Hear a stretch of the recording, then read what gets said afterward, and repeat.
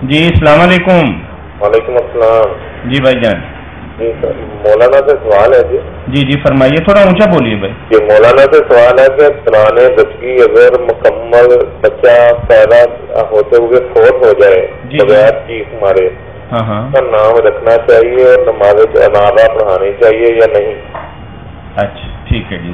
تو بچہ جب پیدا ہوا تو سانس لے رہا تھا؟ نہیں، سانس نہیں لے رہا تھا۔ اچھا ٹھیک ہے، بریتھ برن ہوا۔ بریتھ برن ہوئی بچے۔ جی مردہ ہی پیدا ہوئے۔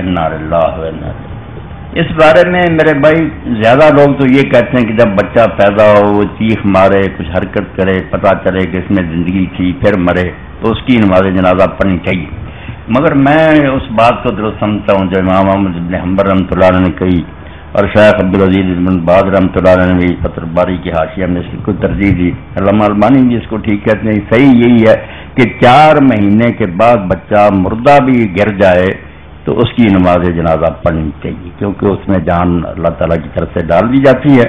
4 مہینے سے پہلے کچھ نہیں، 4 ماہ کے بعد حضور فرماتے ہیں اس میں روح پھونک دی جاتی ہے، وہ زندہ ہونے کے بعد مرتا ہے۔ اس لیے زیادہ صحیح بات یہ کہ اس کا نام تو آپ ویسے 4 مہینے سے پہلے بھی گرے نا تو رمبا نے یہی کہا کہ اس کا نام بھی رکھنا چاہیے۔ فتح الباری کے حاشیے میں بھی ہے، حاشیے میں انہوں نے لکھا ابن حنبل بھی اس کے قائل ہے۔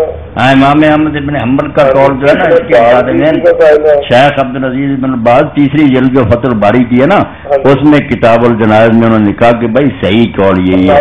البانی صاحب بھی نہیں، البانی صاحب کی کتاب الجنائز وکری الگ ہے، احکام الجنائز اس کا نام ہے۔ یہ بخاری کی جو ہے نا کتاب الجنائز اس کا حاشیہ ہے، اس میں شیخ عبدالعزیز بن باز رحمۃ اللہ علیہ کے حاشیے ہیں فتح الباری کے ساتھ۔